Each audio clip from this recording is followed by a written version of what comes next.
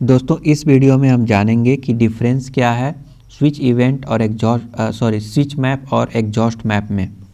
ये जो है दोनों जो ऑपरेटर हैं वो दोनों ऑलमोस्ट सिमिलर दिखेंगे। ओके, हालांकि सिमिलर नहीं है, अगर आपको मालूम है डिफरेंस तो इट्स ओके, बट बहुत सारे लोगों को ये सिमिलर दिखते हैं। तो चलिए उसको उन दोनों के बीच के डिफरेंस को समझते हैं।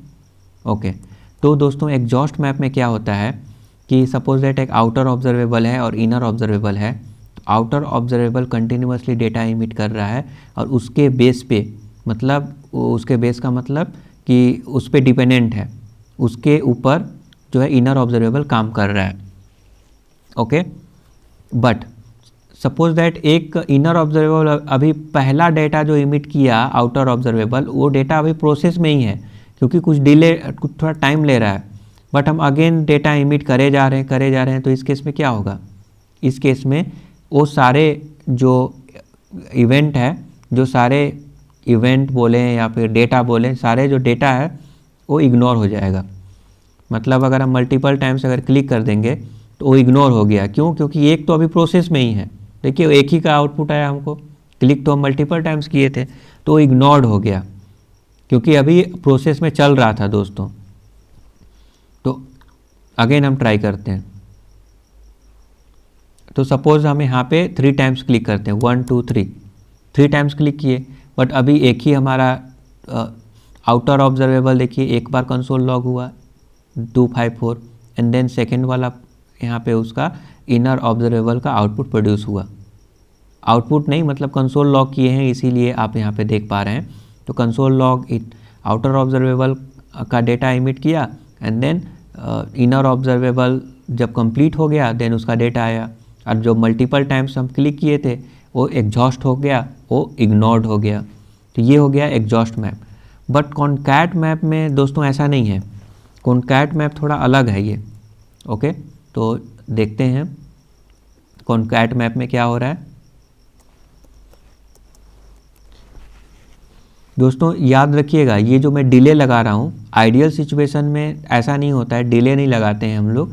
आइडियल सिचुएशन में एपीआई कॉल करते हैं, तो एपीआई से जब डेटा आता है उसको हम लोग एक्सेस करते हैं। ओके, तो ये कुछ टाइम लग सकता है एपीआई का।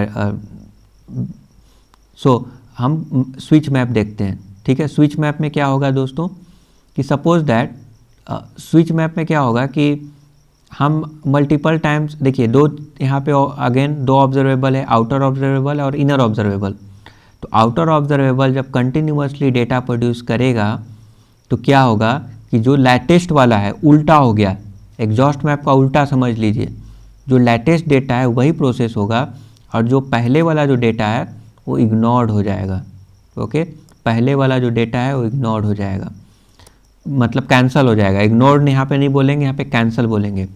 देखिए 1 2 3 टाइम्स में कॉल किया तो 3 टाइम्स डेटा प्रोड्यूस हुआ, बट जो एट द एंड हमारा जो आउटपुट आया वो लास्ट वाले का ही आया। देखिए 344 और देखिए X position 344, Y position 124। Okay, तो यहाँ पे ई डॉट एक्स किए हैं मतलब एक्स पोजीशन।